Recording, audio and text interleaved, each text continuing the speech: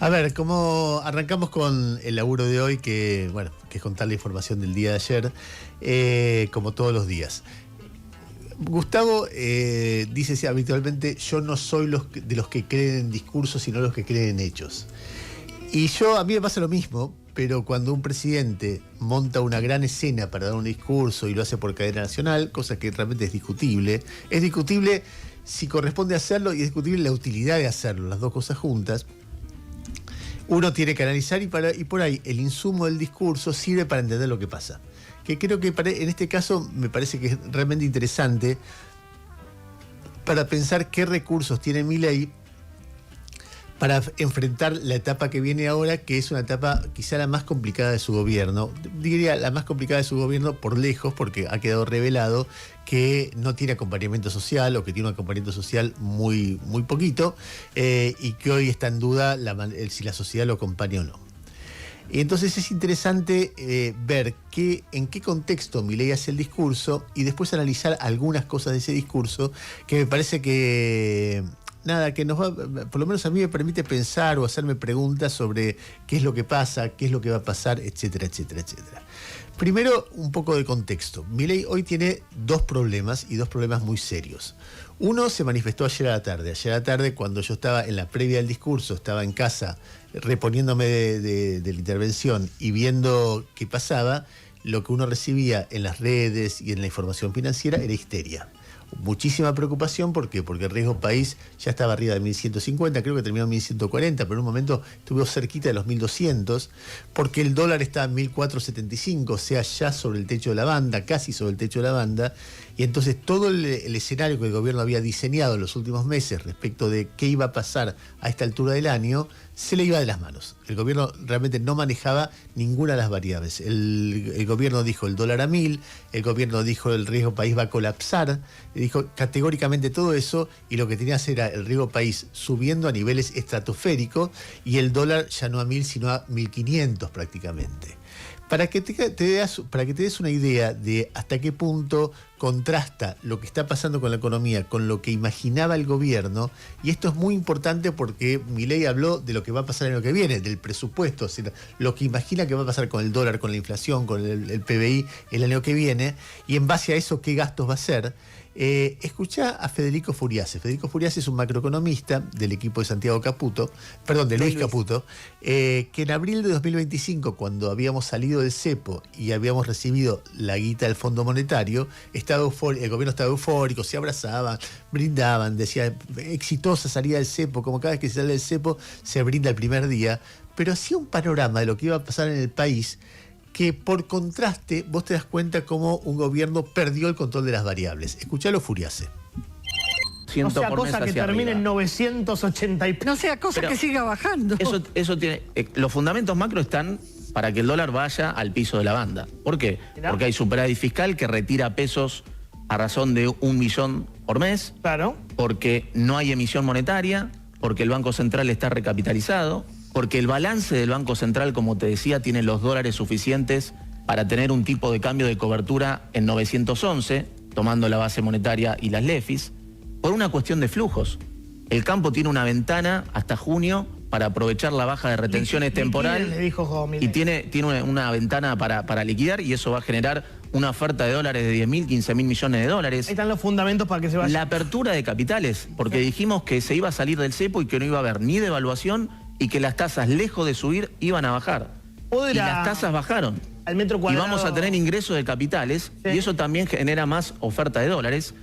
Y la parte de utilidades y dividendos de las empresas, ese stock, que es lo que quedó pendiente y que se va a resolver con un bopreal del Banco Central, va a seguir chupando pesos. Okay. La ecuación es muy obvia. Menos pesos y más dólares, y eso es lo que nos queda cómodo. Bueno, ahí está, va a bajar la tasa de interés, van a entrar capitales, va a bajar riesgo país, va a bajar el tipo de cambio, bueno, todo eso que fue contando, nada de eso pasó, pero nada. Es más, pasó lo contrario, y pasó lo contrario por una dimensión muy grande. Entonces, lo que uno ve de nuevo es que en la previa al discurso de Milei, ese contraste, hay pero archivos para tirar para hacer chorizos, de Milei diciendo a cuánto iba a bajar el dólar, Caputo diciendo va a colapsar esto, etcétera, etcétera. Bueno, los brindis, los abrazos, el comprar dólar campeón. Uno podría hacer una película de los últimos 4 meses de la cantidad de predicciones del gobierno diciendo lo que va a pasar y que pasa exactamente lo contrario. Salvo en un punto que es el punto de la inflación, que no es un punto menor, porque en ese punto el gobierno fue sosteniendo, por lo menos por ahora. Eso viene pasando en los últimos meses, pero ayer a la tarde era furioso. ¿A qué nivel va a llegar el dólar al 26 de octubre, a las elecciones? ¿En qué momento van a devaluar? ¿Cómo van a hacer? Porque cuando sube el riesgo país porque los acreedores dicen no tenés guita para pagarme los bonos, los vendo. Entonces hay una carrera por ver quién vende antes los bonos argentinos. ¿Por qué pasa eso? ¿Por qué no tenés dólares? Porque al ver... la mayoría de los economistas profesionales dijeron, si vos no comprás reservas, la gente va a ver que no compras reservas. Y encima el dólar va a estar relativamente barato, entonces la gente va a viajar, va a comprar dólares para ahorrar, van a importar un montón de cosas, van a exportar menos, todo lo que pasa cuando el dólar está barato, y en un momento vas a tener una crisis de reservas, y pareciera ser que la crisis de reserva es lo que está pasando en este momento. Por supuesto que y en el medio, cosas de mala praxis que a mí realmente me sorprenden del equipo económico, porque es una y otra vez que pasa lo mismo. Por ejemplo, el fin de semana, un economista liberal, Aldo Abraham, sugirió en Twitter, no sé si vos lo viste, ¿no? Sí. Sugirió en Twitter, dijo, che, ¿por qué no ponen 5.000 palos de oferta en el techo de la banda para que nadie compre porque saben que está eso? Y entonces Kirchner, el secretario de Financiamiento, le responde, tenemos 22.000, ¿para qué tenemos que ofrecer 5.000? Inmediatamente las consultoras le hicieron la cuenta, y no es que tiene 22.000, sino que tiene 17.000, no es que tiene 17.000, sino que parte de esos son los encajes de nuestros depósitos, no es que tiene 17.000 menos encajes, sino que parte de esos son reservas en oro que son difíciles de vender.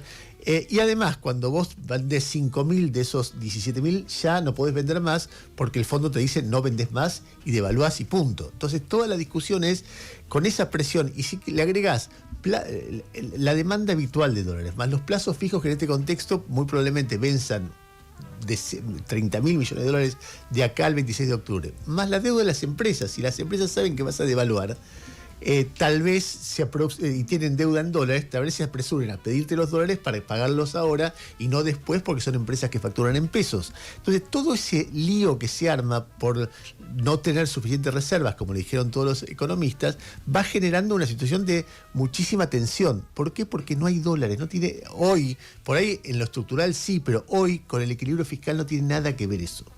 Este punto es importante. Esto es uno de los problemas de Milei. No hay dólares. No hay dólares, entonces el dólar se te escapa.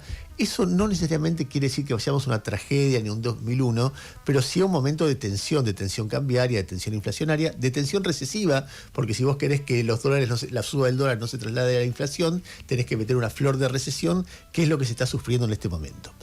Ahora, el segundo problema que tiene Milei, previo al mensaje, entre muchos otros, ¿no? Pero digamos los dos principales. Uno es el dólar y otro es la gente. Es decir, venimos de hace una semana nos enteramos que a Milei, por lo menos en la provincia de Buenos Aires, no lo quieren. Y no lo quieren en la provincia de Buenos Aires, pero antes nos enteramos que en Corrientes no lo quieren, y antes que en Santa Fe, y antes que en Misiones, y en cada una de las elecciones, salvo en la capital, o salvo en el Chaco, que fue con Esdero. Y uno ve en las encuestas que eso se refleja. Entonces, yo esperaba este discurso con cierto interés, porque decía, a ver, ¿de qué manera calma a los inversores que hoy le están diciendo no tenés dólares y me voy? ¿De qué manera le da una señal al tipo que no llega al fin de mes? Y la verdad que cuando vos escuchás el discurso no hay ni una cosa ni la otra, y eso me parece que me impresionó del discurso, porque muchas veces hemos visto presidentes que explican que en medio de una crisis cambiaria lo que te dicen es vamos a defender el equilibrio fiscal, y vos decís, pero no veo cómo se relaciona en lo inmediato una cosa con la otra. Yo sé que hay teorías que lo explican, pero si yo soy inversor y veo que no tenés dólares, y que me voy, te vendo el bono. Entonces explícame no el equilibrio fiscal, sino cómo vas a conseguir más dólares. Y Milei va todo el tiempo en su religión, que es que el equilibrio fiscal ordena todo. Y me parece que lo principal del discurso de ayer es quizá eso, que es el nudo de la historia de este gobierno, que Milei además en ningún momento lo discute. lo insiste, acentúa, jerarquiza, subraya todo el tiempo que el tema es el equilibrio fiscal. Y vos decís, ¿cómo se une el equilibrio fiscal con, no sé, un maestro que no llega a fin de mes, un albañil que no llega a fin de mes, un empleado de comercio que no llega a fin de mes? Vos estás mirando ese discurso a ver qué me da, a ver qué me toca, a ver cómo me alivia. No aparece nada de eso. Y por otra parte, con el inversor que quiere realizar el bono que compró, y dice, no me explica cómo va a conseguir dólares. Sigue diciendo, es más, en el presupuesto habla de un dólar que está por debajo del actual, con lo cual acentúa esos problemas. Entonces, un discurso que está hecho para llegar a la gente y para calmar a los inversores, que desde mi punto de vista, y de la mayoría de los economistas, que es lo que lo nutre a uno, no calma a unos y no calma a los otros. Entonces, yo me pregunto, ¿para qué lo dio? Milei habló, creo que el párrafo central de toda esta historia es el que vas a escuchar ahora, por cómo él cuenta cómo se encadena a partir del equilibrio fiscal un montón de hechos virtuosos. A ver si lo escuchamos. Es hora de asumir finalmente que si queremos que haya menos pobreza, necesitamos más empleo. Si queremos que haya más empleo, necesitamos que haya más empresas invirtiendo. Y si queremos que haya más empresas invirtiendo, tenemos que dejar de ver a los empresarios como enemigos públicos. En lugar de esto, debemos generar las condiciones para que las empresas puedan prosperar y ganar dinero sin que vean amenazados sus derechos de propiedad. Y esas condiciones también implican, por definición, menores tasas de interés, que no se logran emitiendo dinero, sino reduciendo el riesgo país en base al equilibrio fiscal y estimulando el ahorro. Porque una empresa que no gana dinero es una empresa que cierra o una empresa que directamente nunca se abre. Y eso es lo que sucede cuando se le suben sistemáticamente los impuestos, se torpedea el equilibrio fiscal haciendo subir el riesgo país, se vulneran los derechos de propiedad y se les cambia las reglas de juego sobre la marcha como hemos hecho durante tantas décadas. A mí me impresiona ese párrafo porque todo el tiempo te dice el riesgo país va a bajar el día que tengamos equilibrio fiscal. Sostengamos el equilibrio fiscal porque solo así va a bajar el riesgo país. Si queremos pobreza tenemos que tener menos pobreza, tenemos que tener más empresas. Si queremos tener más empresas tenemos que tener menos impuestos. Ayer una de las personas que opinó, que a mí siempre me resulta muy interesante porque realmente mira la economía desde otro lugar que los economistas más influyentes, que es Claudio Lozano, que ahora es candidato a diputado nacional. Un tipo al que Marcelo siguió toda la vida y me obligó a mí a seguirlo. Le digo, seguilo porque es serio, porque tiene siempre miradas distintas, que es lo que no se dice, y no se dice porque va a contramano de la mirada general. Y escuchen lo que dice, 2 parrafitos nomás. Si por un momento le consiguiéramos el beneficio de que hoy hay equilibrio fiscal y nos olvidáramos de la deuda pública que acumula y de los intereses que no paga, lo cierto es que ninguna de las otras cuestiones se cumplen. La caída del consumo, la recesión imperante, la capacidad ociosa récord, el cierre de 16.800 empresas, la destrucción de más de 200.000 puestos de trabajo registrados, la huida de empresas extranjeras que operaban en el país, el incremento de las utilidades remitidas al exterior por encima de las que se reinvierten, la suba del riesgo país y la permanente salida de capitales desde la tan ventada apertura del cepo definen el contexto que acompaña al equilibrio fiscal construido por las políticas gubernamentales. O sea, hay algo que no cierra acá. Es evidente, si vos decís que con el equilibrio fiscal vas a tener más inversión, más trabajo, menos riesgo país, etcétera, etcétera, y vos tenés equilibrio fiscal y tenés menos inversión, menos trabajo y más riesgo país, es evidente que no hay una relación causal entre una cosa y la otra, o el equilibrio fiscal es insuficiente. Pero Milei insiste e insiste e insiste. Escuchen estos fragmentos. Milei hablando en el discurso sobre equilibrio fiscal. Escuchá. Hoy, el futuro de la Argentina depende fundamentalmente de una sola cosa: que el pueblo y la política se comprometan con el orden fiscal. Escuchá a Milei volviendo a hablar del orden fiscal. El equilibrio fiscal es la piedra angular de nuestro plan de gobierno. Otra vez. Los éxitos que nuestro programa tuvo y sigue teniendo son parecidos a los cimientos en la construcción de un edificio. Son el primer paso necesario para desarrollar la obra. Son sus componentes esenciales, dado que sin los cimientos el edificio colapsa. Otra vez, escuchá. El camino del déficit fiscal financiado con emisión ya se probó y nos llevó al retorno de la inflación descontrolada. Y una vez más.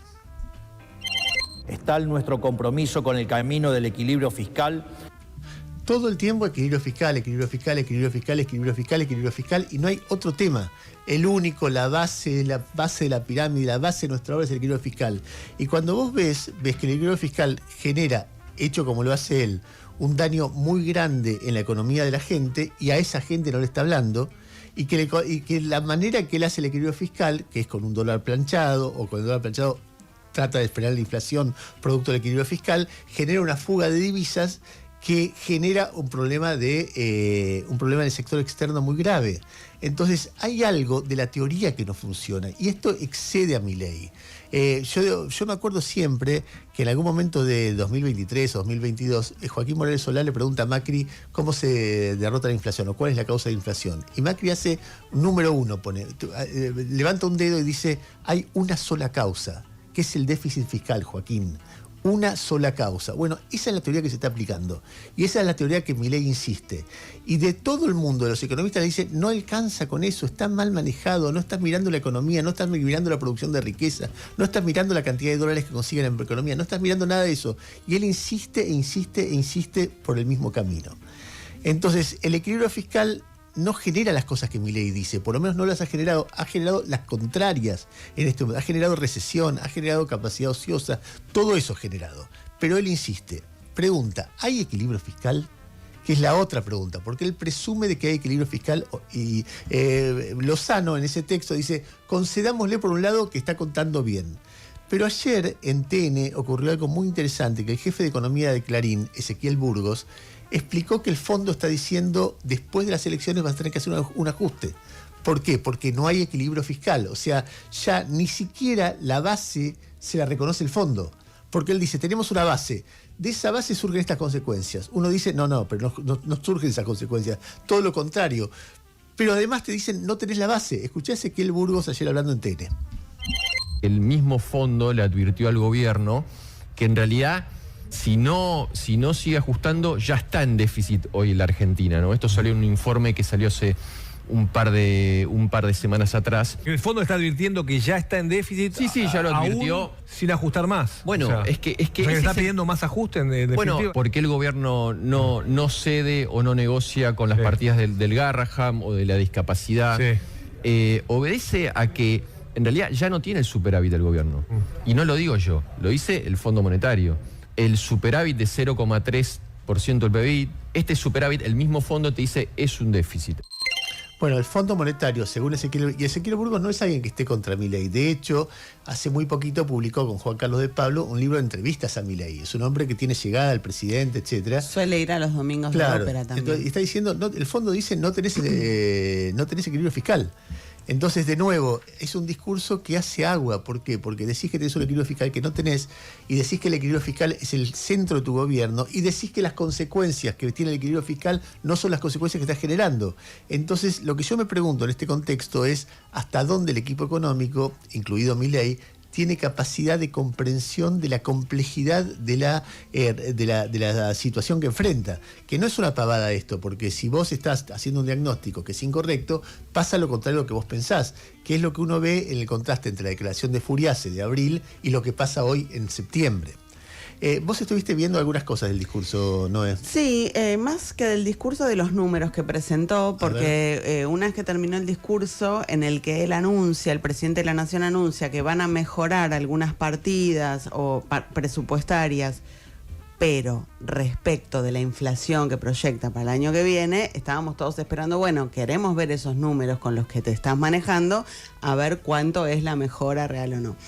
Mira, en principio, arranquemos por los presupuestos macroeconómicos que tiene el presupuesto, algo que vos decías recién, lo cual hace un poco difícil creerle al presupuesto de manera integral, porque si vos te basás en presupuestos que ya ves desde ahora que no se comprueban en la realidad, bueno, todo el desarrollo que surge de esos presupuestos queda cuestionado. Dicen estos presupuestos macroeconómicos que para este año, para diciembre de este año, el dólar va a estar en 1.325 pesos. Diciembre de este año. Ayer el dólar minorista cerró a 1.475. O sea, ya arrancabas mal de ahí. Diciembre de 2026 dice que el dólar va a estar en 1.423 pesos. Insisto, ayer cerró en 1.475. Bueno, dice que la inflación para este año va a terminar en 24,5% y la inflación acumulada al mes de agosto ya es del 19,5%.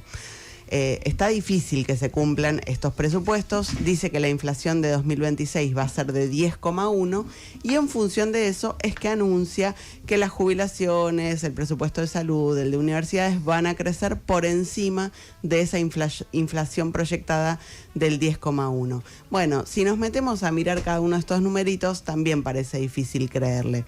En principio, el anuncio de aumento para el presupuesto universitario lo podemos redondear en un 14%. Con una inflación del 10% ya te deja un 4% de incremento real, concediéndole que la inflación el año que viene va a ser del 10%. Bueno, las universidades vienen perdiendo 40%, entonces no estás en 4%. 40% de los salarios, ¿no? Claro, no estás en 4% de aumento, sino que estás en menos 36%. Pero además, es difícil creerle que va a aumentar el presupuesto para las universidades, porque el presupuesto elimina la obligación de que el Estado argentino destine el 6% de su PBI a presupuesto educativo, que es algo que con dificultades, algunos gobiernos un poco se acercaron un poco más, otros un poco menos, pero es una meta que, bueno, elimina la meta del 6% del PBI para educación. Elimina la inversión progresiva en ciencia hasta llegar al 1% del PBI. Elimina el Fondo Nacional para Escuelas Técnicas. Y la semana pasada, la última modificación... ¿Qué más que no mencionó él? No los mencionó. Hubo que ir... Y no solo no los mencionó, sino que los artículos son muy escuetos. Dice, se elimina el artículo tal de la ley tal. Tenés que ir a buscar qué ley es, qué artículo es, tenés que hacer un caminito para entender qué es lo que está eliminando. Jubilaciones, bueno, según los números que dio, el aumento para los jubilados durante el año que viene sería de más o menos 20.000 pesos. También 5% por encima de la inflación, que Exacto. si aplicás hoy son 19.000 pesos. Exactamente. Además, el presupuesto, cuando lo mirás en detalle, anuncia más motosierra en lugares muy sensibles. Por ejemplo, desengancha la indexación automática de las asignaciones familiares que hoy reciben los trabajadores en relación de dependencia y los monotributistas con hijos a cargo, que hoy actualizan por el índice de inflación y ahora, según este presupuesto, a negociar o a nada, porque el bono de los jubilados que quedó congelado, no tenés nadie con quien negociarlo.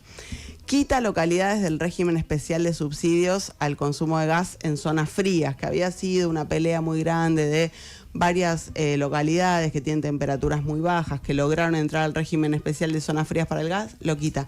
Entonces hay muchos recortes en áreas muy sensibles que van un poco a contramano. Es un poco lo que decía Ezequiel Burgo, el ajuste continúa. Exacto, continúa y se profundiza muy fuerte, incluso en esos sectores a los que él intentó hablarles ayer. Muy bueno. Yami, ¿qué sensación te dio el discurso? La verdad que lo estoy repasando ahora porque ayer no lo vi, pero primero me pasó que en cuanto a la intención de su voz y la proyección, me parece como que bajó 20 escalones, o sea que de hecho no terminó con el Viva la Libertad carajo que termina siempre. Exacto.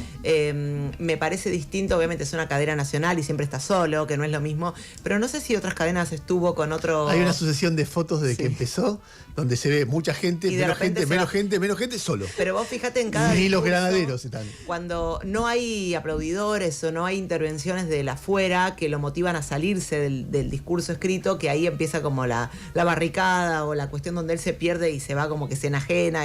Pero bueno, me pareció un Milei que, digamos...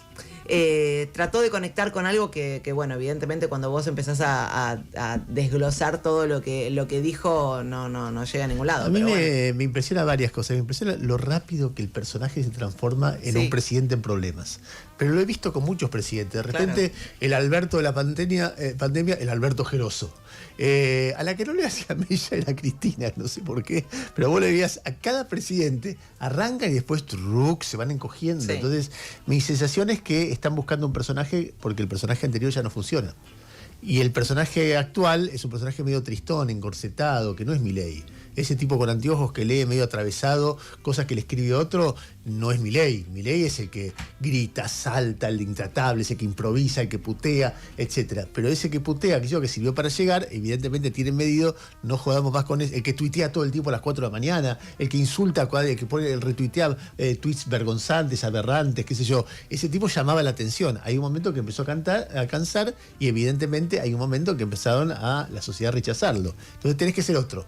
Ponete anteojos, ponete prolijo, lee lo que te escribo.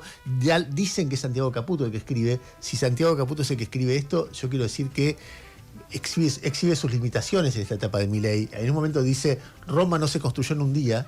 Y todos destacaban en televisión, Roma no se construyó en un día. ¿Y quién carajo quiere construir Roma? O sea, con resolverle un poco los problemas a la gente, yo te firmo, ¿eh? Olvidémonos de Roma y pensemos un poquito de cómo hacer para darle unos mangos a, no sé, las empleadas domésticas, los laburantes, los que están ahora llenando los trenes, llenando los colectivos, yendo a laburar. Pero a mí Roma, nadie te pide Roma, ni Irlanda, ni Alemania, ni ser una potencia mundial. Con que seamos un poquito mejor que cuando vos llegaste es suficiente. Requiere el momento un presidente un poco más empático, que es lo que estaban viendo en Casa Rosada. Lo intentaron en el discurso. Y bueno, pero era una heladera. Pero le cuesta. Claro, lo intentaron bajando el tono. Él es humano cuando agrede y cuando no agrede se transforma en la nada. Es como que un tipo que le quitas como el estímulo para vivir. No combina con su persona. No, pero en un momento del discurso como que dijo algo así. Yo sé que a alguna gente no le llega a escribir. Claro, es lo único que dijo. Ahí es como que ahora, intentó. Si vos, no sé, 15, 20 veces decís equilibrio fiscal, bueno, y no decís una vez, no sé, maestro, una vez médico, una vez enfermera, qué sé yo. Me pasó que durante el discurso me escribe una de mis primas, que no es megapolitizada, no sigue el día a día de nada, qué sé yo. Me dice, puse un rato para escucharlo y dijo 40.000 veces equilibrio fiscal. Claro, eso es todo lo que el tiempo llegó. Es el centro de la vida de Milei es el equilibrio fiscal. Y tal vez no alcance o tal vez no sea el centro, no sé, ahí en un rato vamos a poner algunos audios de Kicillof porque es muy interesante el debate económico, porque Kicillof dice, tiene que haber orden fiscal, pero en muchos países con déficit fiscal depende del momento. En pandemia era necesario un déficit fiscal. No hay que atarse ideológicamente, dogmáticamente a nada en este aspecto y es muy interesante porque hay una discusión. Kicillof dice, el problema son los dólares, no los pesos, y si vos ordenás los dólares, bueno, es una discusión histórica, tal vez sean un poco los dos los problemas. A ver, dos momentos más que en el discurso a mí, por eso yo decía que si el que escribió Santiago Caputo muestra sus límites, en principio porque en un momento él dice una frase que no debía haber dicho, que es lo peor ya pasó. ¿Por qué no debía haber dicho? Porque si lo peor ya pasó nos damos cuenta. Y porque en la historia argentina lo peor ya pasó es de la Rúa y es Macri. Son dos frases exactas. Ayer había un regodeo en las redes total. No me da para ponerlo porque es chicana, pero créanme que en un momento previo a la tragedia o al quilombo del 2001, de la Rúa dijo lo peor ya pasó, ya desesperado. Y Macri también cuando, antes del despelote de 2018 dijo lo peor ya pasó. Y Milei ayer en el audio número 4 vuelve a decir lo peor ya pasó. Por eso quiero decirles a todos los argentinos, más allá del éxito que haya tenido nuestra gestión en corregir el descalabro de décadas, entendemos que muchos aún no lo perciban en su realidad material. Quisiera destacar que, por cómo fue configurado el plan de gobierno, los años más duros de afrontar fueron los primeros. Y por eso podemos afirmar, como hemos hecho en tantas otras veces, y pese a las turbulencias coyunturales, que lo peor ya pasó. Es por eso que una vez más quiero agradecerles a ustedes por el enorme apoyo que han demostrado a lo largo de este primer periodo. Bueno, ni una cosa ni la otra, ni lo peor ya pasó, ni el enorme apoyo que se manifestó en la primera elección en la que fue bastante chiquito el apoyo. Y el otro que me impresionó fue, hay un momento en que Milei dice que todos pagamos el esfuerzo, lo hicimos todos por igual, porque en el Poder Ejecutivo se congelaron los sueldos. Escúchalo. Nos ha costado mucho llegar aquí. Todos hemos hecho enormes esfuerzos para salir del pozo en el que estábamos cuando asumimos. De hecho, los sueldos del Poder Ejecutivo están congelados desde la misma fecha en que hemos asumido. Por lo tanto, sabemos que el camino es arduo, pero también sabemos que el rumbo es el correcto. Tenemos que entender como país y como sociedad que si no terminamos el proceso de cambio que hemos emprendido, habremos tirado a la basura todo el esfuerzo que hemos hecho. Bueno, ahí está de nuevo lo no dicho, porque inmediatamente que dice eso, es cuestión de mirar en las redes. en las redes era una fiesta decir, primero, ¿cuántas veces viajaste al exterior? Un presidente como un papa no vive como el resto de la gente, no vive de su salario. Tiene una quinta hermosa donde vive, tiene la comida paga, tiene la ropa paga, tiene sus traslados pagos, tiene todo pago. Entonces ni él, ni la hermana, ni los altos funcionarios, y encima después inmediatamente está el recuerdo, los viajes. Es decir, ese viaje que él hace, en qué hoteles para, cuando va a hablar a una cumbre de un partido de ultraderecha en España y vuelve. ¿Qué le agrega eso al país? Absolutamente nada. Y así tantas veces. El último viaje que hizo a Estados Unidos, donde a último momento suspendió la visita a Fátima Flores a Las Vegas, todo eso se paga con dinero de los argentinos. Entonces no es que él está afrontando de su bolsillo o porque gana. Puede ser que los secretarios, los ministros que deben estar las puteadas porque ganan poco, los que no roban, que es el otro tema, porque todo el mundo le recordaba, che, escúchame, esto lo decís, explícame la corrupción, porque ustedes se financian no por sus salarios, sino por la corrupción de acá, de allá, del caso Libra, del caso de la Agencia Nacional de Discapacidad, etcétera, etcétera, etcétera. Entonces, hay ahí un personaje como muy almidonado que defiende de verdades que son muy discutibles, que el único problema de la Argentina y la única forma de resolver el problema de la Argentina sea su plan económico con el equilibrio fiscal, que tenga equilibrio fiscal, que no habla de otros temas, que hablarle a la gente, que esconde el informe que hace Noé respecto de los elementos, hace un discurso sobre un proyecto presupuestario y hay un montón de elementos que esconde porque hay recortes y hay gente afectada, etcétera, etcétera, etcétera, que le da 19.000 pesos a los jubilados. Es una cosa así como toda esa gente no está en el discurso, no se entiende cómo resuelve el problema del dólar y entonces se termina todo en una especie de berenjenal medio confuso que no entendés hacia dónde va, no entendés para qué hicieron ese discurso, etcétera, etcétera. Porque además hay algo que es que vos escuchás el discurso, estás presentando un presupuesto, inmediatamente Noé o otras personas como Noé se ponen a mirar, che, lo que está diciendo es lo que presentaron y te encontrás con que el dólar que prometen no es el dólar, es más bajo que el actual, y por ende todas las variables cambian, te encontrás con que hay un montón de recortes que no te cuentan, que los que te cuentan están un poco amañados, que los que están amañados, y así sucesivamente. Y entonces aparece este personaje que es el nuevo Milei, que es un hombre, un presidente en problemas, no es el hombre que te dice la tenés adentro, no es el hombre que dice que soy el máximo representante de la libertad a nivel mundial, no es el tipo que te dice con 80, no es el tipo que te humilla, sino esta especie de otro personaje que no encuentra un libreto, un guión, etcétera, etcétera, etcétera. Y así estamos con un presidente en problemas, básicamente eso, tratando de resolverlo como tantas otras veces tuvimos presidentes en problemas. Tal vez, ayer pensaba que el revés electoral, el que pasó y seguramente el que viene, a él lo ayude a pensarse.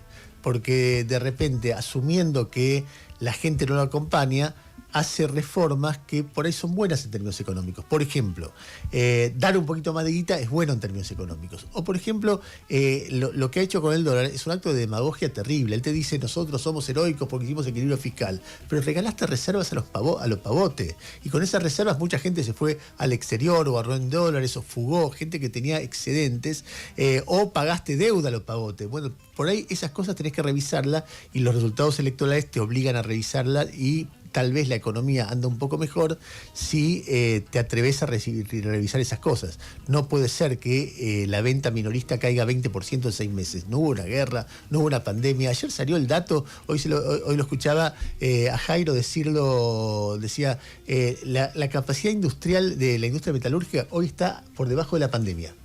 Por debajo de la pandemia, o sea, se había parado todo y había 44% de capacidad instalada utilizada. En este momento estás a ese nivel. Entonces tiene que haber un plan económico y en algún momento, no sé, tendrá que haber un grupo de economistas inteligentes en el gobierno que le digan, che, esto no puede pasar, estamos haciendo un daño que es gigantesco. En cualquier caso, en el proceso de búsqueda que Milei y su equipo emprende después de la derrota electoral y ante la crisis del sector externo que estamos viviendo y la corrida contra el peso, tal vez haya aprendizajes que él, porque además de eso se juega la supervivencia de su gobierno y el bienestar de todos nosotros y la tranquilidad. O sea, como proceso de reflexión, uno dice, hay algo que están reflexionando, lo que sale el resultado por ahora es muy, muy deficiente, pero veremos qué pasa en el futuro. 8:42 minutos de la mañana, Yami Segovia te cuenta la temperatura y sobre todo, lo que hace hasta ahora cada día. Escucha. Prefiero que llueva.